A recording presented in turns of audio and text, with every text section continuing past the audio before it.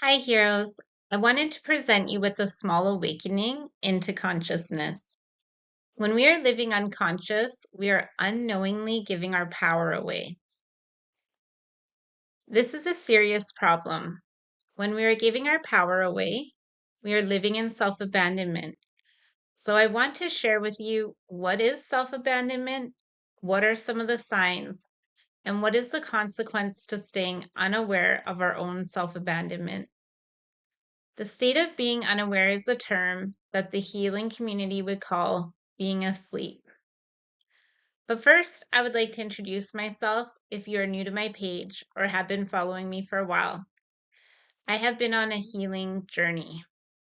When I started this journey about 4 years ago, I knew I wanted to teach the tools that have impacted my healing and growth. But I decided to share my journey initially in hopes to inspire others to start their own awakened healing journey. My name is Laura, and I'm a mother of 6 kids, 5 boys and 1 girl. I also have a granddaughter. I've been a stay at home mom for over a decade. I'm excited to return to the paid working world and honored that I get to teach the tools that have helped me step into consciousness. I am an inner child work facilitator, and my goal is to share my awareness to help you wake up. What I want to share with you today will give you a shift in your consciousness.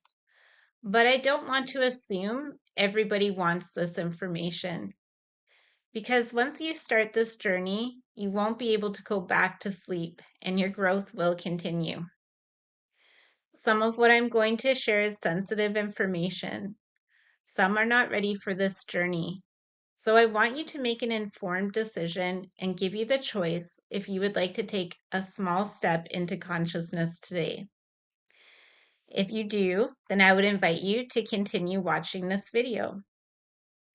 If not, then you are making the conscious choice to stay asleep, and I would invite you to not watch the rest of this video.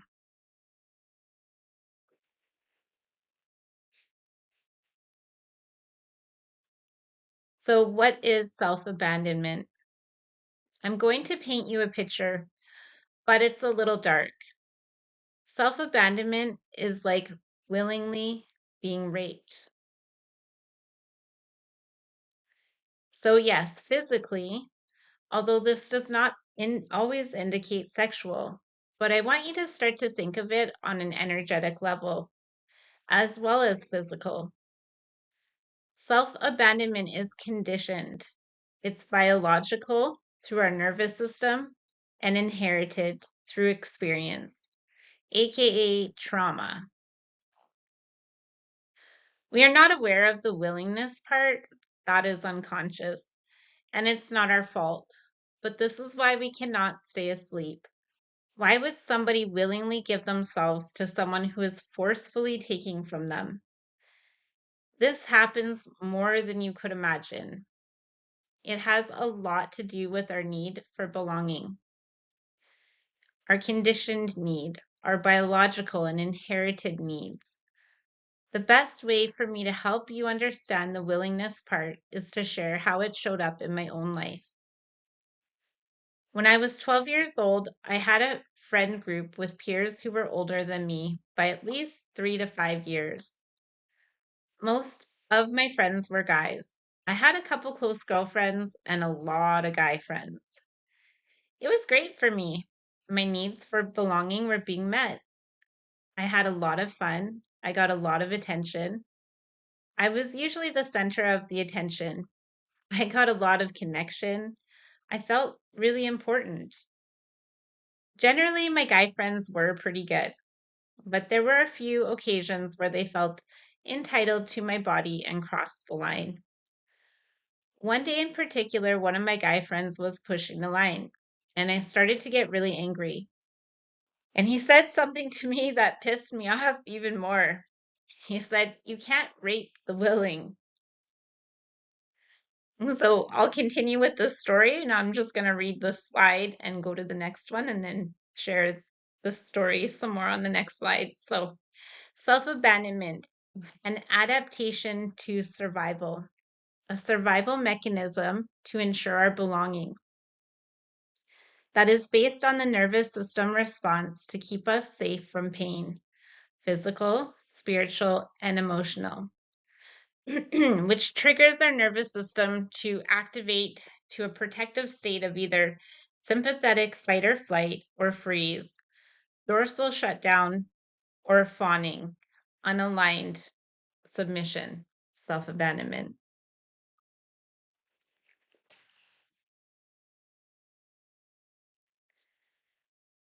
So, back to my story. Listening to his comment, I thought that was the dumbest thing I have ever heard. It was offensive, and I just couldn't see how that was even possible. But it was exactly what was happening in that very moment with my body and my energy. I wasn't going to stop being his friend or leave my friend group because my worth was tied up in this group. My friend was getting his worth from my submission to him, and I was getting my worth from his entitlement to me. So, was I the victim and my friend the perpetrator? Or was I the perpetrator and my friend the victim? Both my friend and I were living in self abandonment. And I say that word really funny. Self abandonment. As I reflect back on this, it could go either way. In my perspective, I was the victim and he was the perpetrator. From his perspective, I was the perpetrator and he was the victim. But we were both asleep, both unconscious. He was no more conscious than I was. We were both getting our needs met from each other. So, self abandonment is a response that comes from our subconscious child mind and stored body memory. If we are living from our unconscious child mind, we are living in self abandonment. I'm not going to get that word. When we bring our adult conscious mind online, we can then begin the process of healing from self abandonment. We then start our awakened journey and heal at a soul level. This allows us to live in the freedom of our choice. When we are living in self abandonment, we have lost our connection to our intuition and live with the slave or prisoner energy. And this is like a dorsal energy. We are in stuck energy.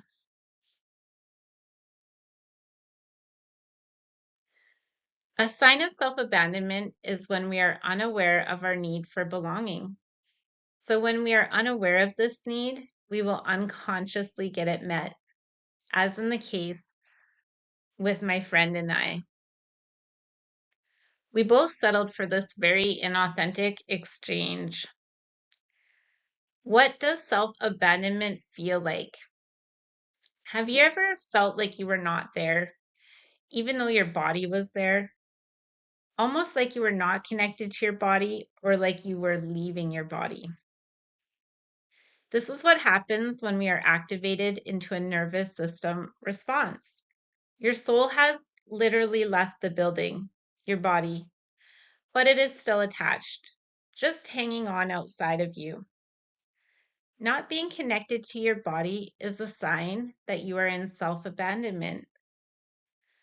Avoiding emotions, bottling them up, anxiety, depression, panic attacks, brain fog, fatigue, chronic pain, extreme frustration, anger, fear, and digestive issues. And this is just a short list of the symptoms of self abandonment.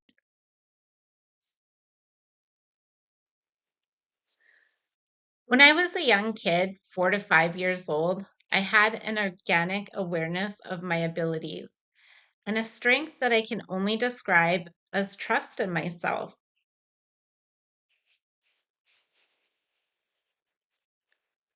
Now, if you've had any form of religious trauma, then talking about the self may be a little frightening for you.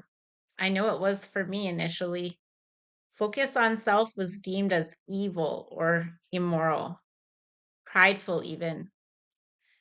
I can see how this can be serving for some religious communities. We're not supposed to be powerful, so we stay dependent. But refusal of self is a form of self abandonment. In the Bible, it talks about searching our heart. You absolutely cannot do this without becoming aware of yourself. Of course, God can try to show you, but it's up to us to actually look. There is much more I could say about this, but to sum it up, when you are disempowered, you are supply. Back to my story. I was born with a disability, but at that age, 4 to 5, I didn't see my disability. I could only see that I knew I could do something, and I would keep trying until I got it. I didn't see what I couldn't do. I saw what I could do. My parents had a lot of shame, guilt, and fear around my disability that they projected onto me. But as a young kid, it was my innate nature of wanting and desiring to do everything that kept me trying. As the years went by, my father spoke some horrible things over my life. He thought I would never get a job, drive a car, or get married. Thanks to my organic awareness, I have done all those things. But here's the thing. Over time, the conditioning of forced self-abandonment and other people's projections, I lost connection to this part of me. I started believing that I wasn't enough. I abandoned my 4 to 5-year-old inner child. This is how self-abandonment gets in. We are conditioned over and over again. We are told to conform or we won't be accepted. We won't be loved. We won't belong. We abandon our internal strengths and abilities, settling for belonging. So, I've come up with a list of 10 signs that you're living your life from a state of self abandonment. And I'm just going to go over these signs with you. Sign number 1, comparison. Comparing your life to others is an indication you are in your child mind. This is black or white thinking, not being able to see the benefits to your circumstances and the drawbacks to the life you are comparing yours to. Sign number 2, your life is out of balance. No balance between work, rest, and play. Shaming yourself if you need rest, overworking, or too much play. Giving too much and not being able to receive. Constantly on the go, not being able to sit still, not being able to sit with your thoughts, and having a really hard time being productive.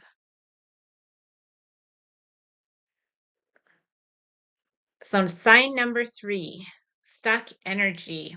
And this stuck energy is trapped in the body and can cause the body to literally break down and create illnesses. And so, this is why we need to move this energy. We need to become aware of our self abandonment because the more that we do, the more our body actually gets to release this energy and it heals.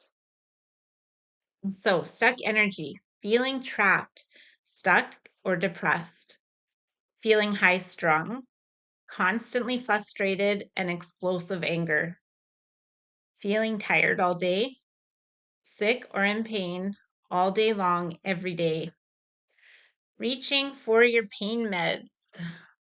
Sign number 4, withholding your voice, not giving your opinions, not feeling safe while other people are giving their opinions,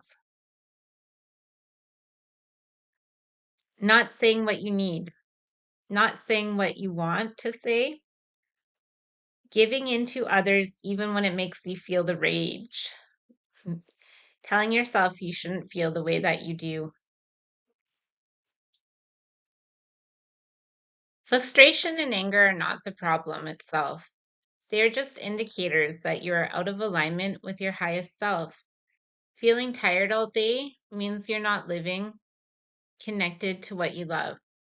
You're not living from intrinsic motivation. This is an indication of soul loss due to trapped emotions and unhealed trauma. This is also this also is a signal that we are being run by our shadow, unaware of how we are living out of our limiting beliefs.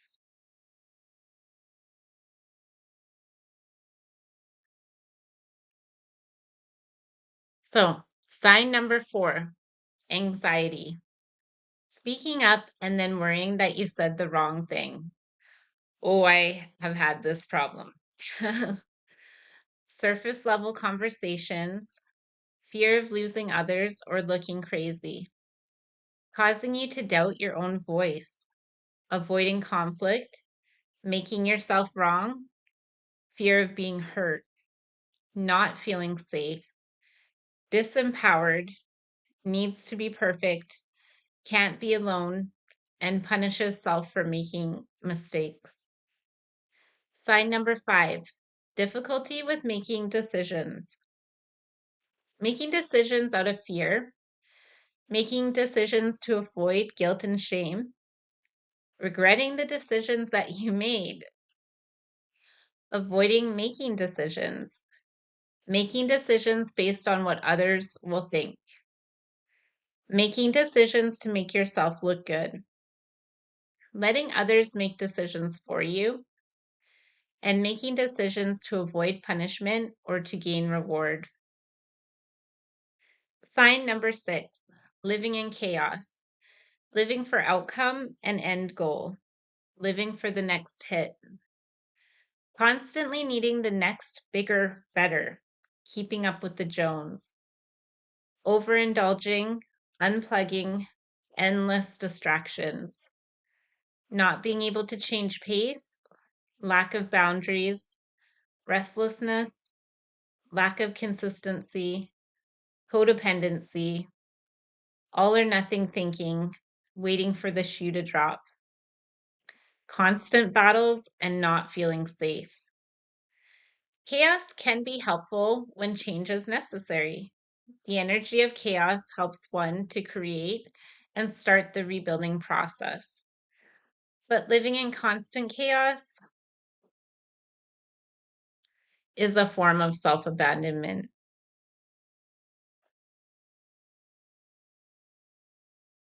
So, sign number 7, undefined boundaries. Not being able to connect to your body's sensations as an intuitive guide to your boundaries. Looking for constant comfort, validation, food, sex, drugs, constantly needing support, not connected to your free will, not being able to access your power or use your giftings, not knowing your own needs, looking outside of you to figure out who you are, avoiding discomfort, neglecting your internal world. Sign number 8, not feeling motivated. So this happens when our motivation is tied into identity and worth, to be the best, to look good. Motivation for reward only, motivation driven by fear, external motivation, competition, motivated to avoid punishment, not motivated from your truth, highest values, or personal fulfillment, usually because you don't really know what those are. Avoiding motivation to avoid responsibility, not connecting to purpose or source, motivation without pleasure or creativity, overwhelm, not willing to start to avoid failure. Sign number 9, escapism, energy exchange. And this is where we're taking and needing other people's energy to lift ours up. And there's a time for that. There's a time when we need the boost. We need help from others to come alongside us to get us back into alignment. But when you're living from constantly needing other people's energy, then this is a form of self abandonment. being constantly busy, seeking distraction, always with others, never having time for self, looking for comfort from the physical world and not accessing our spiritual side, overgiving, over receiving, entitlement, feeling judged or judging, anger, constant arguing, fear leading to settling, living in fantasy, which is avoiding reality, and fear of pain or avoiding pain. And so when you're in this, you're in a strong flight response.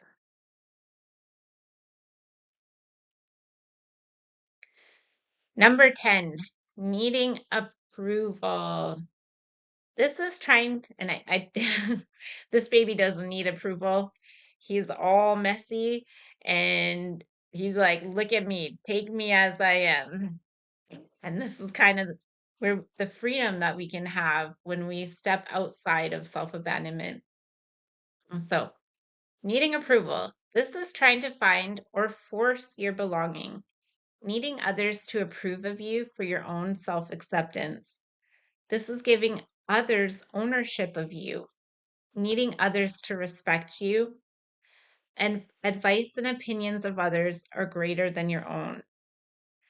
The reverse is also self-abandonment, fighting other people's opinions, needing to state your opinion, always having something to say, needing other people to see it your way, constant needing to be right, needing to have the last word. This is forcing approval and forcing your belonging. And it kind of comes from an entitlement. This is also self-abandonment. Both opposites have a huge void of feeling alone. It is just displayed differently between the two. You don't have to look very far to see the devastating effects of conditioned self-abandonment. Just take a walk outside. You will see a strung out drug addict, a homeless person.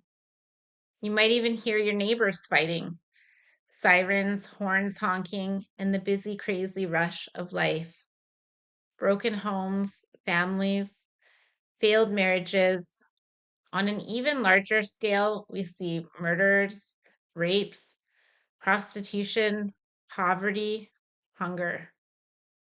This is the devastation of unconsciousness, of separation from self, which is also the separation from others. You see, self-abandonment doesn't just affect your life, it affects everyone in it. When you step into your power, other people around you will get to level up just from the work you do. It's a lie to believe that one person can't make a difference. This lie keeps you from the battlefield. It's conditioned to do so. As long as we stay asleep, we are powerless to make changes that impact our world. If you see yourself in any of these slides, you can make an impact by taking responsibility to start your awakened healing journey, to step into your consciousness. No one can do it for you. Stepping out of self-abandonment is stepping into your power, and it can't help but make a difference in this world. If you're ready to stop living your life from the conditioning of self-abandonment, then it's time to answer the call. It's time to wake up. I will leave my email in the comments if you would like to join the 16-week introduction to inner child work. Thanks for taking time for you to step into your consciousness.